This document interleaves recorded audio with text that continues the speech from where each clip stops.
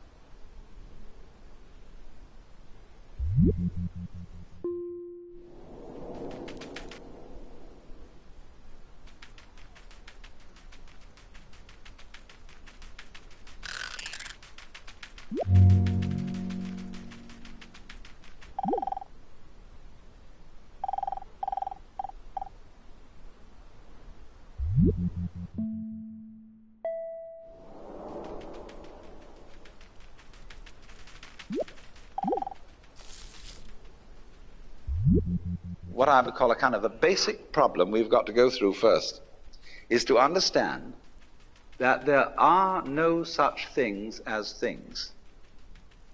That is to say, separate things. That is only a way of talking. And if you can understand this, you're going to have no further problems. I once asked a group of high school children, what do you mean by a thing?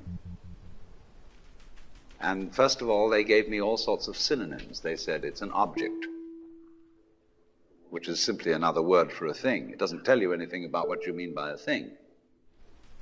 And finally, a very smart girl who was in the group said a thing is a noun. And she was quite right. A noun isn't a part of nature, it's a part of speech. There are no nouns in the physical world. There are no separate things in the physical world either. See, the physical world is wiggly. The clouds, mountains, trees, people are all wiggly. And only when human beings get working at things, they build buildings in straight lines and try and make out that the world isn't really wiggly. But here are we sitting in this room all built on straight lines, but each one of us is as wiggly as all get out.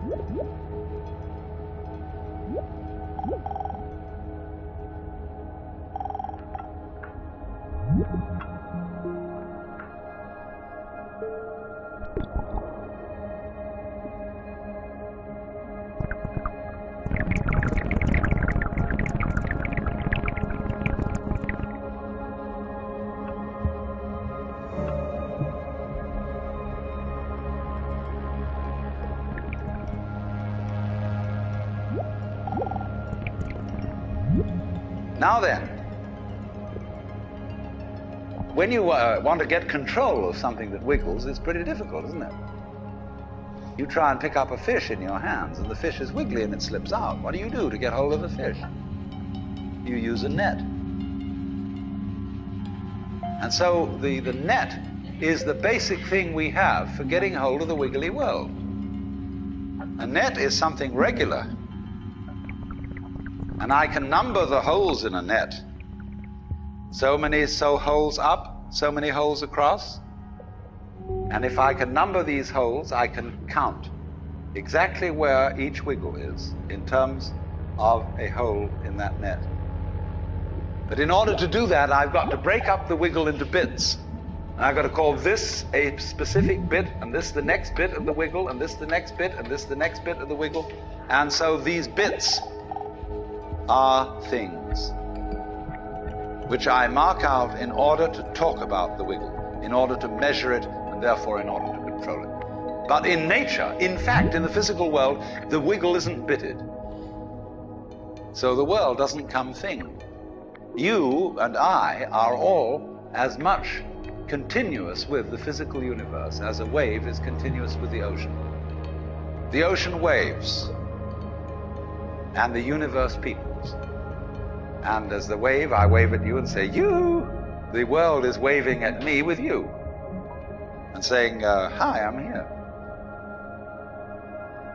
But the way we feel and sense our existence, being based on a myth that we are made, that we are parts, that we are things, our consciousness has been influenced so that each one of us does not feel that. We feel we have been hypnotized, literally hypnotized, by social convention into feeling and sensing that we exist only inside our skins, that we are not the original bang, but just something out on the end of it. And therefore we are scared stiff. Because my wave is going to disappear. And I'm going to die.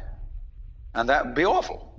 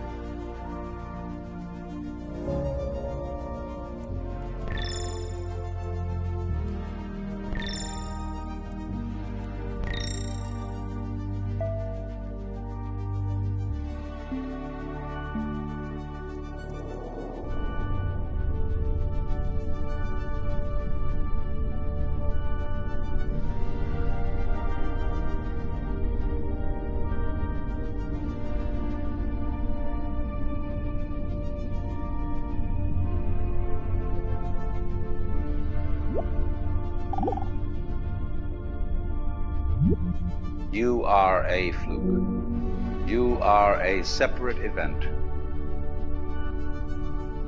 And you run from the maternity ward to the crematorium, and that's it, baby. Now, why does anybody think that way?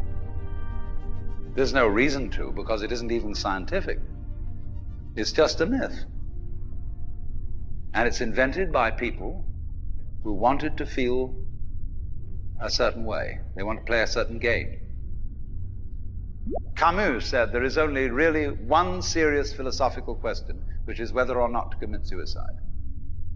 Should you or not commit suicide? This is a good question. Why go on?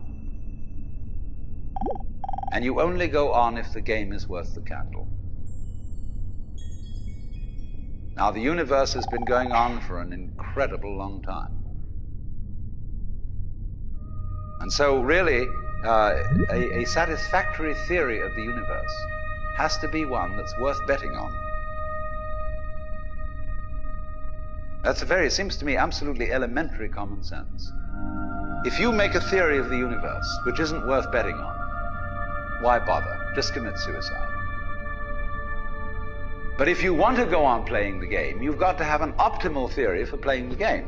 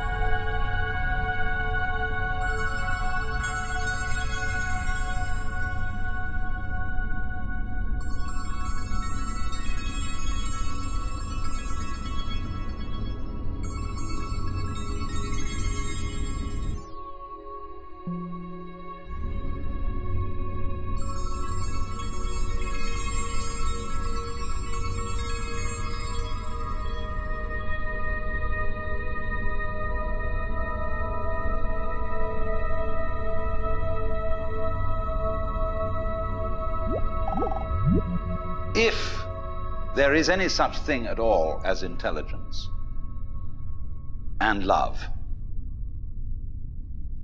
and beauty, well, you found it in other people. In other words, it exists in us as human beings. And as I said, if it is there in us, it is symptomatic of the scheme of things. We are as symptomatic of the scheme of things as the apples are symptomatic of the apple tree or the rose of the rose bush.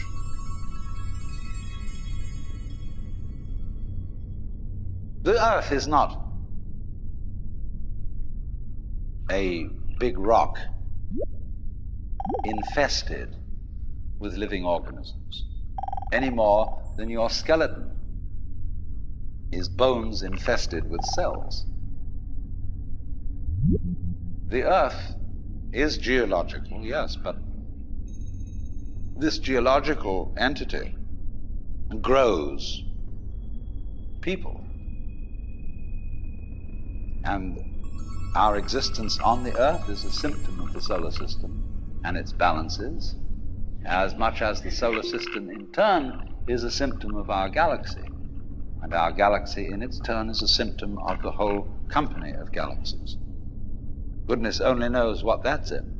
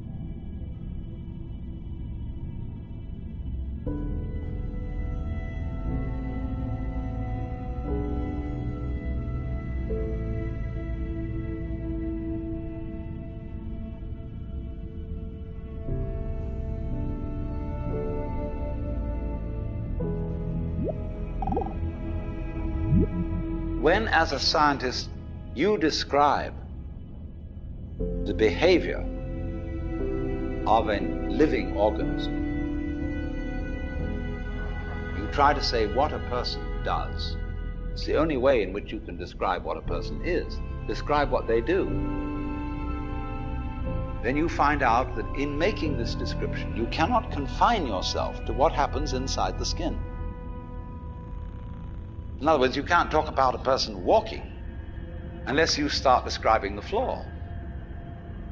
Because when I walk, I don't just dangle my legs in empty space. I move in relationship to a room. And so in order to describe what I'm doing when I'm walking, I have to describe the room. I have to describe the territory. So in describing my talking at the moment, I can't describe this just as a thing in itself, because I'm talking to you.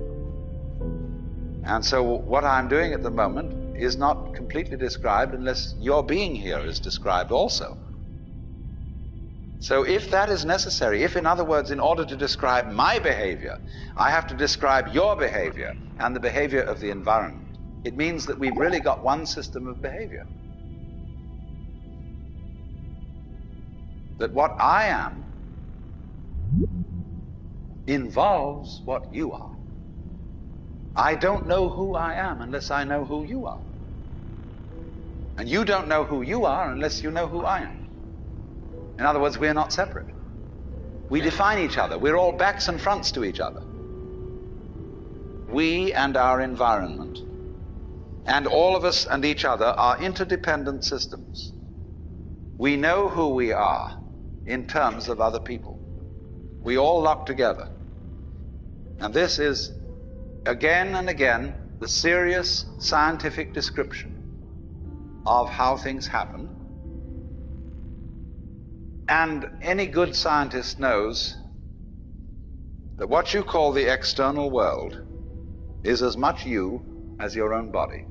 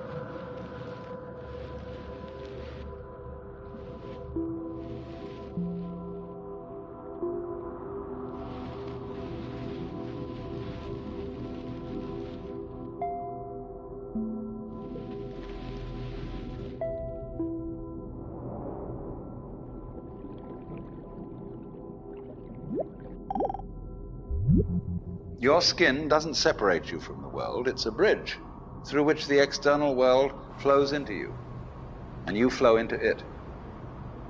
Just, for example, as a whirlpool in water, you could say because you have a skin, you have a definite shape, you have a definite form.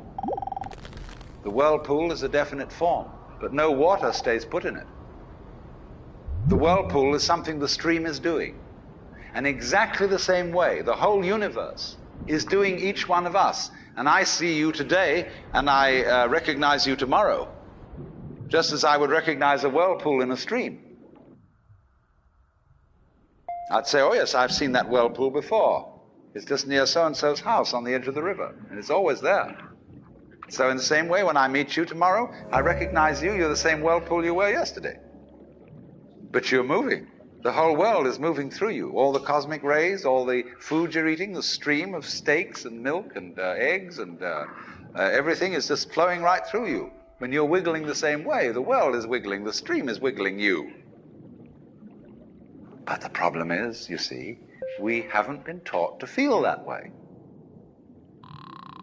The myths underlying our culture and underlying our common sense have not taught us to feel identical with the universe, but only parts of it, only in it, only confronting it, aliens.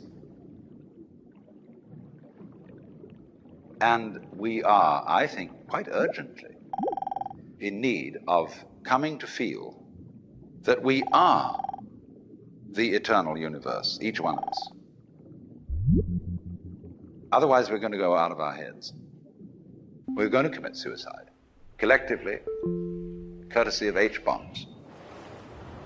And, all right, supposing we do, well, that will be that, and it'll be life making experiments on other galaxies. Maybe they'll find a better game.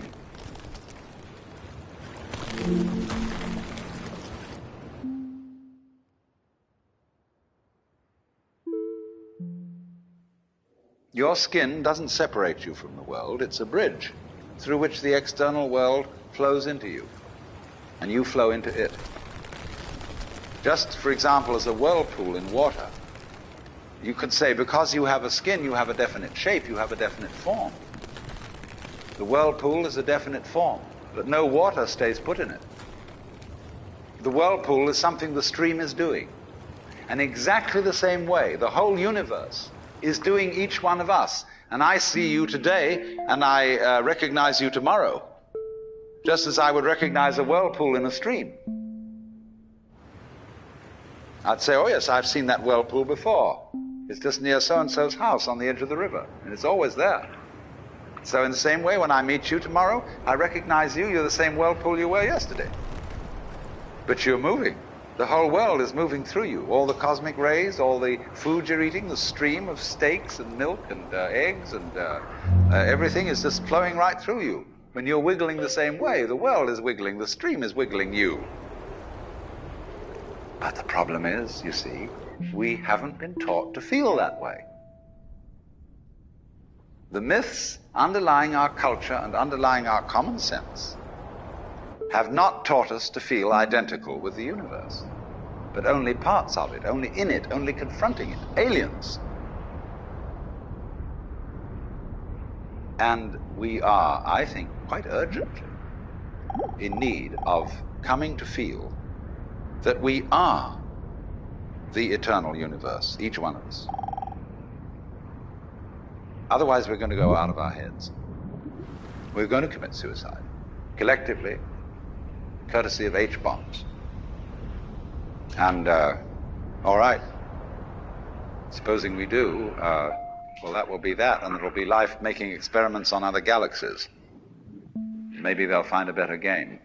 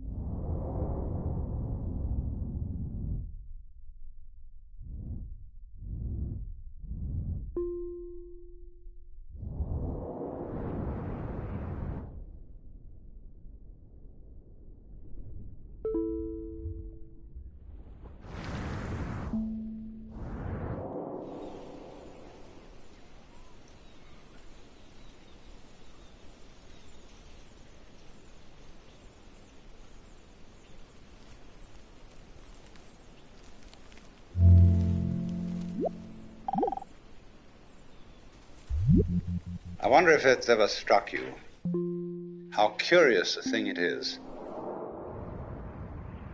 that most of the things that we experience, we regard as things that happen to us, which we ourselves do not originate, which are events expressing some sort of power or activity that is external to ourselves. And if you consider that, you realize that what you mean by yourself is rather narrowly circumscribed. Even events that go on in our own bodies are put in the category of things that happen to us in the same way as things that go on in the world outside our skins. If there's a thunderstorm or an earthquake, well, it happens to you. You're not responsible for it. But so in the same way, when you have hiccups, you didn't plan on it. If you have belly rumbles, you had no intention of doing it. And as to the catastrophic act of getting born, well, you had nothing to do with that. And you can spend all your life blaming your parents for putting you in the situation in which you find yourself. And this way of looking at the world in this sort of passive mood as something that happens to you goes right down to our general feeling about life. It goes down to the way in which we have been accustomed to look at human existence as a precarious event in a cosmos that, on the whole, is depicted as being completely unsympathetic and alien to our existence.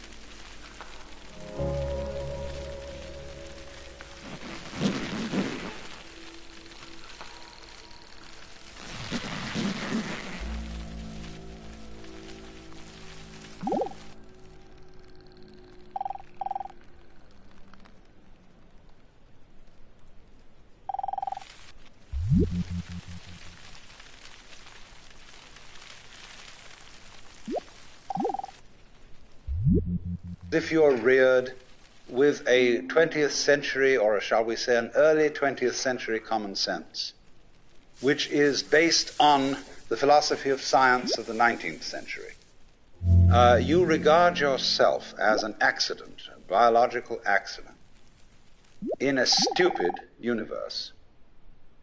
which is mechanical but has no feelings.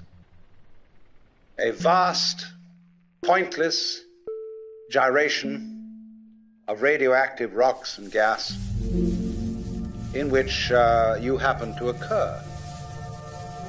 Of course, if you don't have that point of view and you are more traditional, you look upon yourself as a child of God, and therefore under authority. In other words, there's a big boss on top of all this. And you better watch your P's and Q's, because that Almighty is looking after you, with the attitude of this is going to hurt me more than it's going to hurt you. And when you look at the world in that image, or in the other image that it's a stupid mechanism, either point of view you take, you don't really belong. You're not really part of all this. Or to put it in the strongest possible way, it is quite alien to our thought that the external world, which is defined as something that happens to you, and your body itself as something that you've got caught up with, it is quite alien to consider all that as you yourself. Because you see, we have such a myopic view of what oneself is.